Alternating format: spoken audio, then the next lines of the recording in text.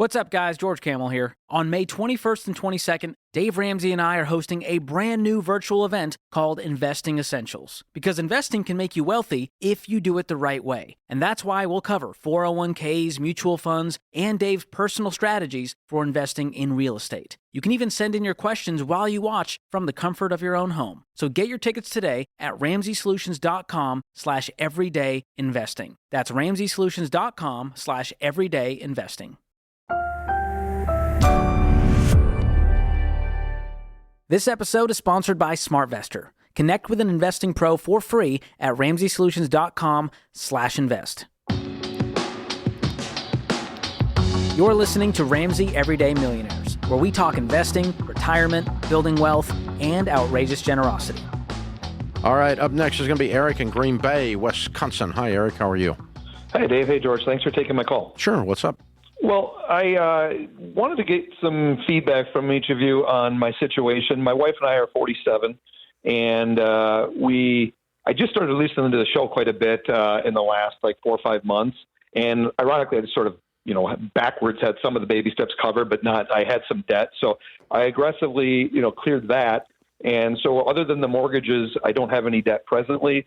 My wife and I have a cottage and a house, though, and our goal is to retire at 55, and we're looking at right now in 4 years, the plan is to move up to our cottage and sell the house and then take the equity in the house, pay off the remainder of the cottage.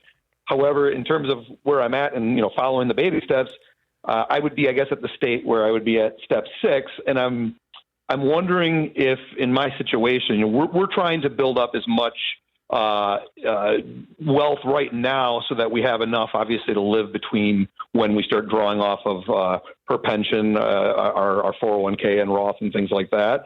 The opportunity I have, though, is the organization I work for is an S corporation, and I recently was given the opportunity to start buying in on that.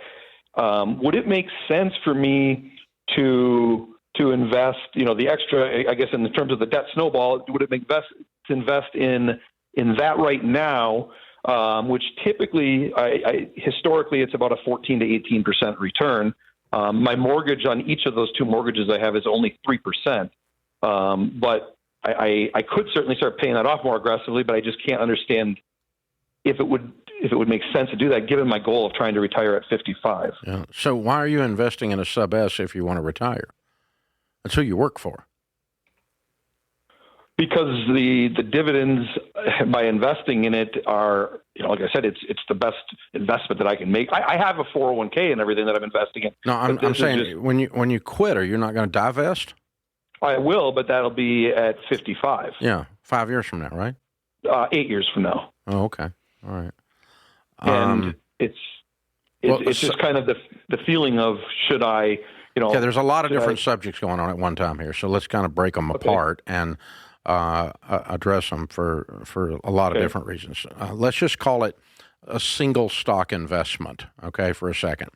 If you said, I want to invest in single stocks or I want to invest in mutual funds instead of paying off the cottage so that I've got a big nest egg when I get ready to retire, I would say, no, go ahead and pay off the cottage, because that sets you up to move into a debt-free situation that you don't have that payment anymore. You can use that increased cash flow to invest. And then when you do sell your house, instead of selling your current residence, instead of using that to pay off the cottage, you use that to create the nest egg. It's just flip-flopping it, okay? Yeah. That's what I would do.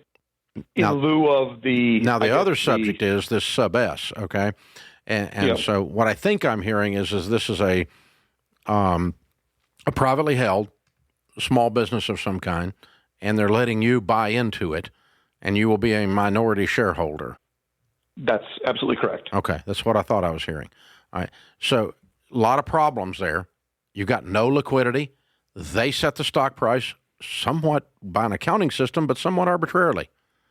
And you don't get to decide what the expenses are that drive profits.